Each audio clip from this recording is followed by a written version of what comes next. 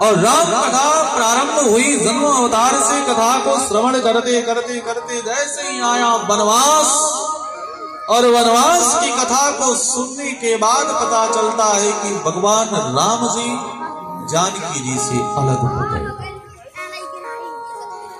भोले बाबा समाधिस्थ होकर के कथा को श्रवण कर रहे हैं, और जैसे यह बात आई कि प्रभु बिलखते हुए, रोते हुए, करुणा करते हुए पेड़ पौधे पशु पक्षी जीव जंतु सबसे पूछते चल रहे हैं कि तूने मेरी जानकी को देखा। भोले बाबा को आंट हो गई कि मेरे प्रभु कष्ट में हो गए। जिस ईश्वर को वेद नेति नेति कहा करके गाता है, योगी जन अपना प्राण त्याग देते मेरे प्रभु को नहीं पाते, और मेरे प्रभु जंगल में भटक रहे होंगे, उनको कौन सहारा देगा। अपने ईश्वर को याद करके भोले बाबा ने कहा, प्रभु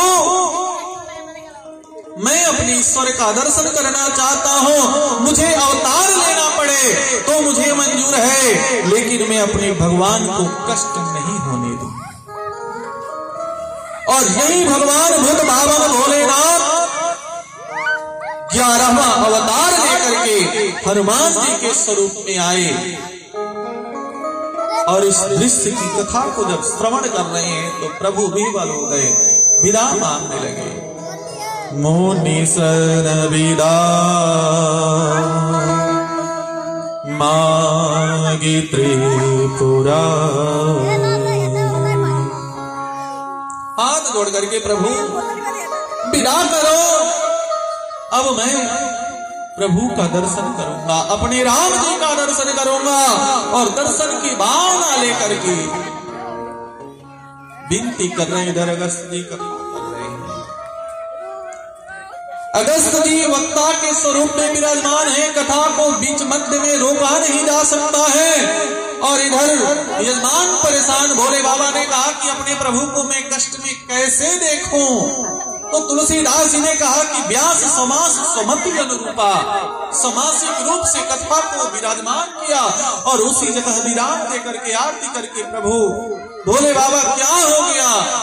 भोले बाबा ने कहा कि आप दक्षिणा बताओ, कि प्रभु बस ऐसी कृपा बनाए रहो कि मैं कथा ऐसे ही निरंतर करता रहूं, इससे बड़ी दक्षिणा और क्या चाहिए।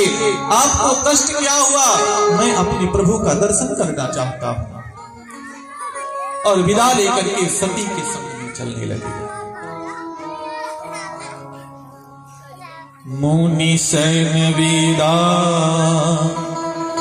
मांगी त्रिपुरा, चले भवन संग दक्ष। साथ में चली, साथ में आए, भाव बदल गया। जब आई है संग सती जग जननी, सती आई, जगत जननी आई है। और जैसे ही चली, चली भवन संग दक्ष कुमार, दक्ष कुमार। आई जगत जननी कहलाई, संग सती जग जननी भवानी। और यहां पर संग में दक्ष कुमारी जा रही है। आई तो जगत जननी बन करके आई, और जब चली इधर से कथा सुनने के बाद तो कन्या बन करके चली। एक स्त्री नारी का जब विवाह हो जाता है तो वह देवी का स्वरूप हो गई। तो दक्ष कुमारी क्यों कहा गया? कुछ तो कारण जरूर होगा। बिना कारण का ये हुई कोई नाम नहीं बदल सकता है। नाम बदलने के पीछे कुछ न कुछ अवश्य कृपा होगी, कोई कार्य होगा। अब अनजान व्यक्ति तो यही कारण निकालने की वह कृपा होगी कि आगे क्या होने वाला है, भविष्य में कुछ होने वाला है। भविष्य को देख करके ही भगवान श्री राम जी कोई कृपा दिखाते हैं। बोला इधर तक मेरे राम की कृपा इतनी आसानी से प्राप्त हो जाए तो क्या होने वाला है। तो पता चला महाराज ये संग दक्ष कुमारी जा रही है। क्यों?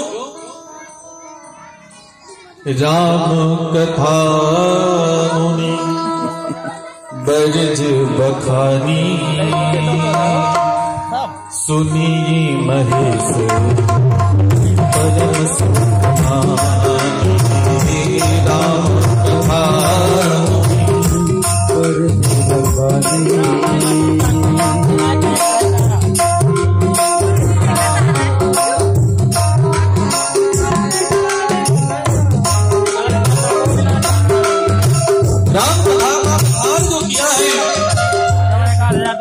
स्वयं भगवान बुद्ध बाबा भोलेनाथ श्रवण कर पाए थे।